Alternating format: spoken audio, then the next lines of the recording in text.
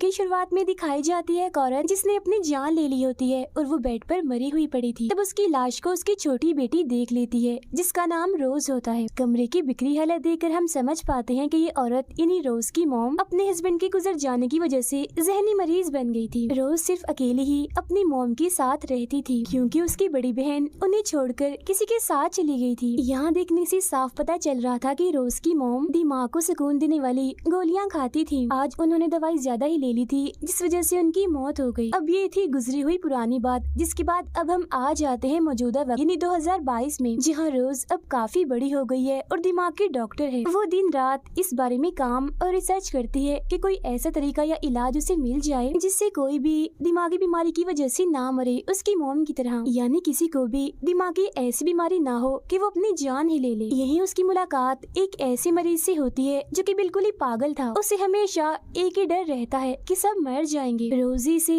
घबराहट के दौरे पड़ते हैं जिसमें वो बार बार यही बात दोहराता रहता है कि कोई नहीं बचेगा, सब मर जाएंगे।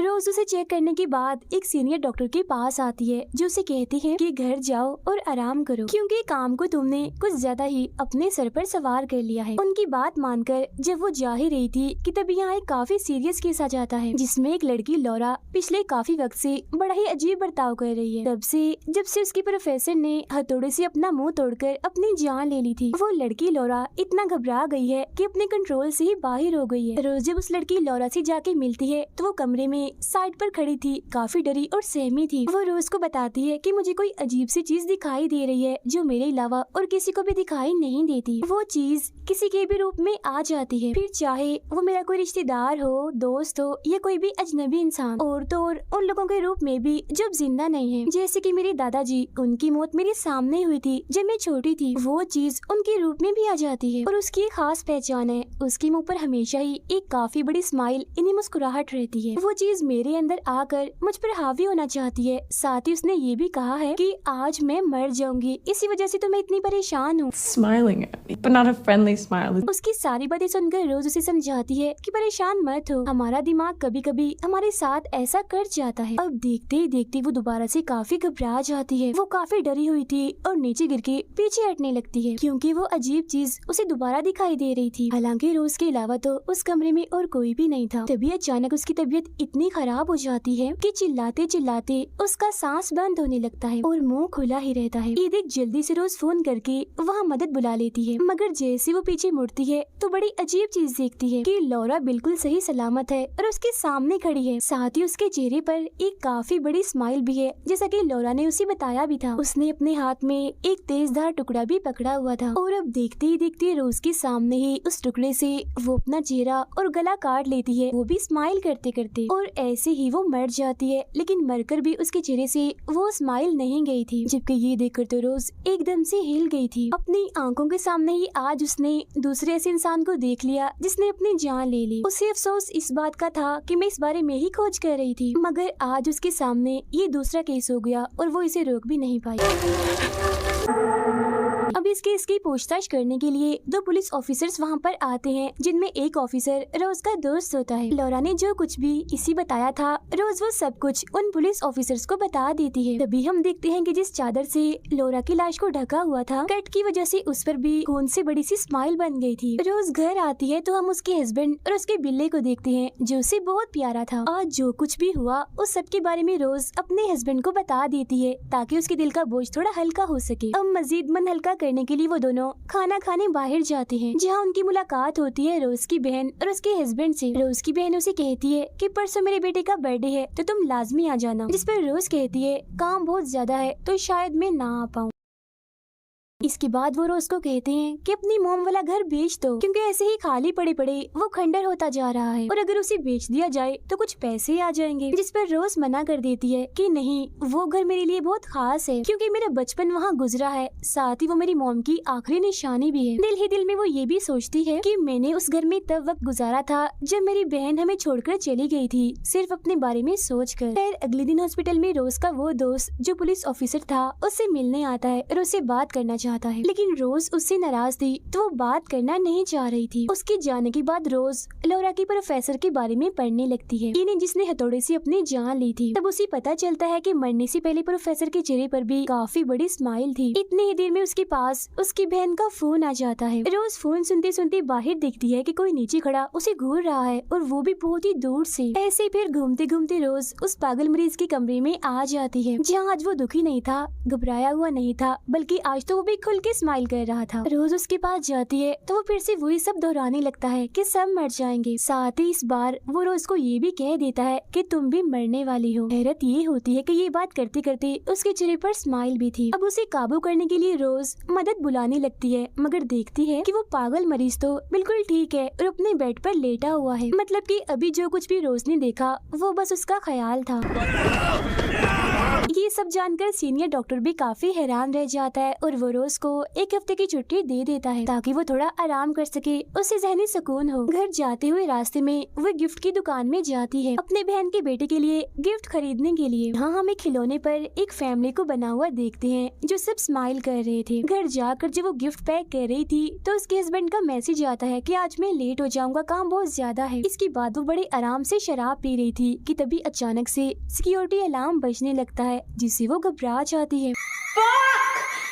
वो घर का मेन दरवाजा बंद करती है और देखती है कि पिछला दरवाजा तो खुला हुआ है, जबकि उसने तो बंद कर दिया था। तभी सिक्योरिटी का फोन उसके पास आ जाता है। वो अभी सब बता ही रही थी कि तभी सिक्योरिटी ऑफिसर कहती है कि पीछे देखो। डरते डरते वो पीछे देख ही रही थी कि तभी अचानक फोन बजने लगता है। दरअसल फोन तो सामने पड़ा था जो अब बजा था, और जो कुछ भी रोज ने देखा वो बस उसका वहम था। पुलिस वहाँ पर आ जाती है और पूरे घर की तलाशी लेती है, मगर उन्हें घर में कुछ भी नहीं मिलता। तभी यहाँ उसका हस्बैंड भी आ जाता है, जो रोज की उल्टी सीधी हरकतें देखकर काफी परेशान सा हो गया था। रोज खाना लेकर अपने बिल्ले को ढूंढ रही होती है, मगर वो कहीं नहीं मिल रहा होता। वो भी अचानक से गायब हो गया होता है। फिर रात को जब वो सो रही थी तो एक काफी बुरे सपने से उसकी आँख खुल जाती है, और उसको दोबारा नींद भी नहीं आ रही थी। इसीलिए वो लोरा की रिकॉर्डिंग सुनने लगती है, जहाँ वो देखती है कि जब लोरा ने खुद को मारा था तो वहाँ पीछे एक हल्की सी आवाज भी आ रही थी, जिसे सुनने के लिए जैसे वो आवाज तेज करती है तो अचानक से उसकी मोम की आत्मा आकर उसे डरा देती है, जिस हड़बड़ी में वो कुर्सी से नीचे गिर जाती है। अब क्योंकि ये सब भी सिर्फ उसे ही दिखाई दे रहा था, इसीलिए वो फौरन ही चाकू निकाल लेती है। अब उसकी आवाज सुनकर जैसे उसका हस्बैंड वहाँ आता है तो रोज के हाथ में चाकू देकर वो काफी घबरा जाता है। इसके बाद रोज जाती है अपने दिमाग के डॉक्टर के पास और उसे कहती है कि मुझे कोई दवाई लिख दे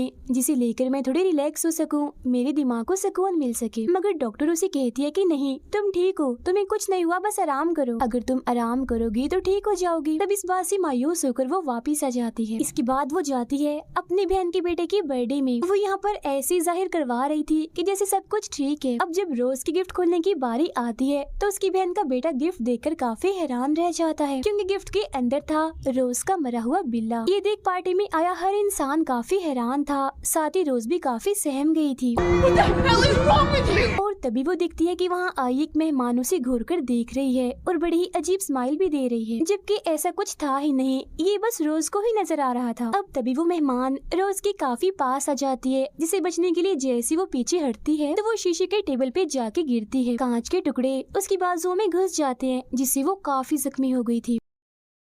इसके बाद उसे उसी के हॉस्पिटल में लाया जाता है, जहां डॉक्टर उसे समझा रहा था। यही हम एक बोर्ड पर एक और स्माइल वाला चेहरा भी देखते हैं जो नो पेन के सामने था। मतलब जब इंसान को कोई पेन नहीं होती तो वो स्माइल करता है। घर जाकर रोज अपने हस्बैंड को सारी बात बता देती है, जो कुछ भी उसके साथ हो रहा था, मगर ना तो वो उसकी बातों का यकीन करता है और ना ही उसका साथ देता है, बल्कि उल्टा वो तो उससे डर रहा था, इसीलिए वो उसके साथ कमरे में रह भी नहीं रहा था। रोज बेचारी अकेली ही खुद को संभाल रही थी और डर उसे भी लग रहा था, क्योंकि उसकी मॉम की आत्मा उसके साथ ही थी। अब सारी सूरत हाल को देखते ही अगले दिन रोज लौरा की प्रोफेसर की वाइफ से मिलने जाती है। वो रोज को बताती है कि मेरे हस्बैंड को भी ऐसा ही कुछ दिखाई दे रहा था, लेकिन उसके चेहरे पर स्माइल नहीं थी, क्योंकि हो ही नहीं सकती थी। वजह ये है कि उसने हथौड़े से अपने चेहरे का बुरा हाल कर लिया था। प्रोफेसर ने उस चीज की कई सारी ड्राइंग्स भी बनाई हुई थी जो बार बार उसे नजर आया करती थी। यहाँ उन लोगों की ड्राइंग भी थी जिन्हें मरे हुए काफी अरसा हो गया था, और उन सबके चेहरों पर भी स्माइल थी। रोज उससे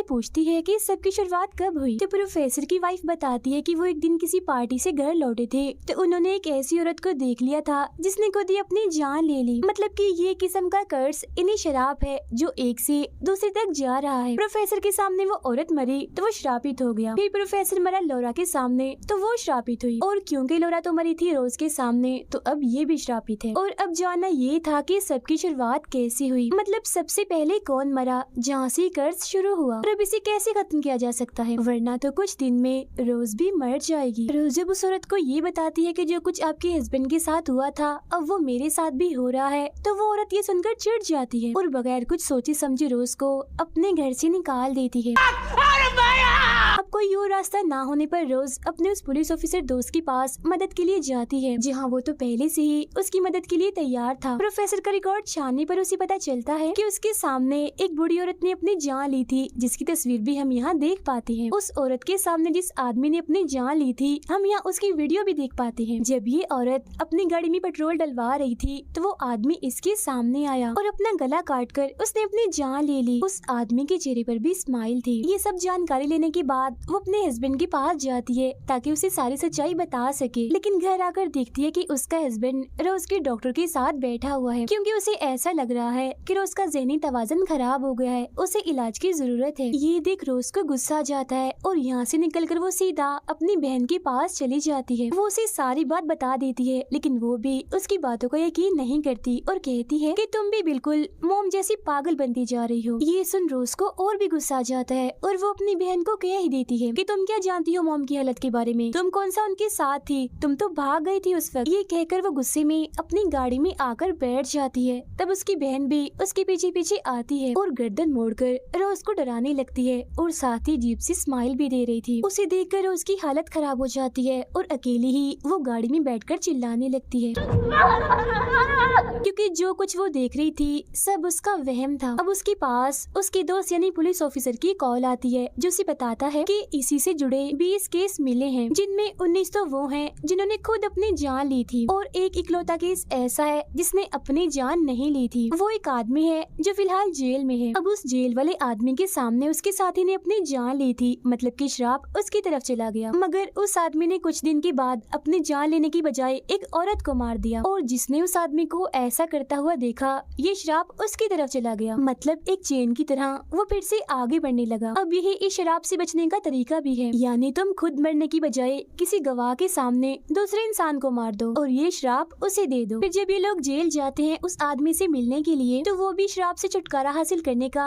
यही रास्ता बताता है कि तुम्हें किसी गवाह के सामने एक कत्ल करना होगा, क्योंकि जब वो गवाह कत्ल होते हुए देखेगा तो जाहिर है श्राप उसके पास चला जाएगा। ये सुनते ही रोज कह देती है कि नहीं, ये मुझसे नहीं होगा, मैं किसी को भी नहीं मार सकती। रोज के मुँह से ये बात सुनकर वो आदमी समझ जाता है कि ये भी श्रापित है और काफी परेशान भी हो जाता है कि इतनी मुश्किल से पहले ही मैंने इस श्राप से जान बचाई, अगर रोज ने मेरे सामने अपनी जान ली तो मैं दोबारा से इन सब झंझटों में पड़ जाऊंगा, यानी कि इस श्राप में। इसके बाद ये दोनों जेल से बाहर आ जाते हैं, जहाँ रोज की फिक्र बढ़ती ही जा रही थी, क्योंकि श्रापित इंसान 7 दिन तक मर जाता है और अक्सर लोग तो 4 दिन में ही मारे जाते हैं। घर आकर वो इस सब के बारे में छानबीन करने लगती है, जहाँ तभी उसे उसकी डॉक्टर मिलने आती है और ये दोनों बातें करने लगती हैं। तभी रोज के पास फोन आता है उसी डॉक्टर का, हालांकि वो तो उसके सामने बैठी थी। दरअसल सामने वाली डॉक्टर नहीं बल्कि वो अजीब चीज थी जो रोज को पकड़ लेती है, लेकिन हम जानते हैं कि अभी वो इसे नहीं मारेगी, क्योंकि उनके साथ कोई गवाह नहीं है जो उसे मरता हुआ देखेगा और जाहिर है अगर ऐसा ना हुआ तो ये शराब भी आगे नहीं बढ़ेगा। वहाँ से निकलकर रोज अपने हॉस्पिटल आ जाती है, जहाँ वो अपने साथ एक चाकू भी लाई होती है, क्योंकि वो कत्ल करेगी उसी पागल मरीज का। वो मरीज रोज को देखकर काफी डर जाता है, जहाँ इतनी ही देर में सीनियर डॉक्टर भी आ जाता है। अब ये चीज तो रोज के लिए और भी अच्छी हो गई थी, क्योंकि उसे गवाह मिल गया था। वो उसके सामने मरीज पर कई बार वार करती है, लेकिन वो मरीज मरता नहीं बल्कि हंस रहा था। अब साथ ही वो डॉक्टर भी हाथों से ही अपना चेहरा उतार देता है, क्योंकि ये सब रोज का एक सपना था। वो तो अभी भी गाड़ी में थी और वहाँ उसकी आंख लग गई थी, जहाँ उसे ये सब दिखाई दे रहा था।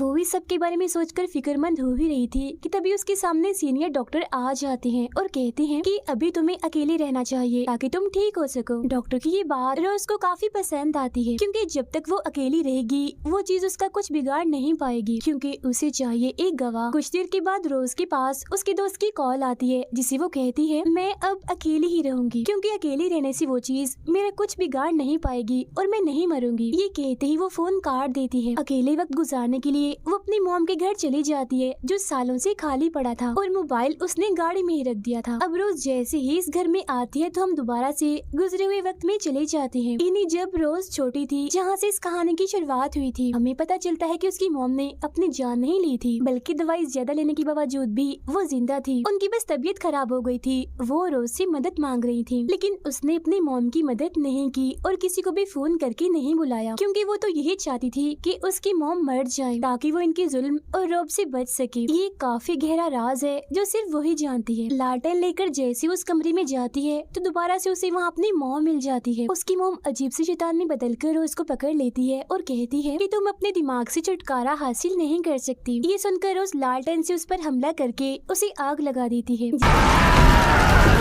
इसके बाद ये पूरा घर भी जल जाता है और इस तरह से इस कर्ज का खात्मा हो जाता है। अब यहाँ से निकलकर वो सीधा पहुँच जाती है अपने दोस्त के पास जहाँ उसे पता चलता है कि ये मेरा दोस्त नहीं बल्कि वही चीज है। इसीलिए वो जल्दी से निकलकर वहाँ से बाहर आ जाती है और देखती है कि वो अभी तक अपनी मॉम के घर में ही है, वहाँ से निकली नहीं है। जो कुछ उसने देखा था वो बस उसके दिमाग में ही हो रहा था। इतनी ही देर में उसका दोस्त भी यहाँ पहुँच जाता है जो कि असली था, मतलब कि इस बार सच में उसका दोस्त ही था। जब उसे नकली समझकर रोज घर के अंदर आ जाती है और खुद को कमरे में बंद कर लेती है जहाँ एक बार फिर वो अपने सामने उस शैतान को देखती है। वो यहाँ अपने चेहरे को चीर कर अपना असली रूप दिखा देता है जो बगैर जिल्द का छिला हुआ एक गंदा सा क्रिएचर था जिसके बहुत सारे जबड़े थे। वो रोज के अंदर घुसकर उस पर हावी हो जाता है। अब जैसे रोज का दोस्त अंदर आता है तो तब तक उसने खुद पर पेट्रोल छिड़क लिया होता है। वो उसके सामने खुद को आग लगाकर अपनी जान ले लेती है। तो अब इस तरह से ये कर्ज चला गया रोज की दोस्त के पास। तो यहाँ हमें पता चलता है कि वो क्रिएचर दरअसल एक शैतान है जो हेल यानी जहन्नुम से आया है और उसका ये श्राप किसी भी सूरत तोड़ा नहीं जा सकता। फिर इसके लिए चाहे कोई स्माइल या गवाह हो या ना हो, हर हाल में इसने एक के बाद एक करके आगे जाना ही है। बस एक छोटी सी चीज है कि अगर आप इस शराब से खुद बचना चाहते हो तो किसी दूसरे को मार दो, लेकिन अगर आप इसे खत्म करने का सोच रहे हो तो ऐसा नहीं हो सकता। इसी के साथ ये फिल्म यहीं पर खत्म हो जाती।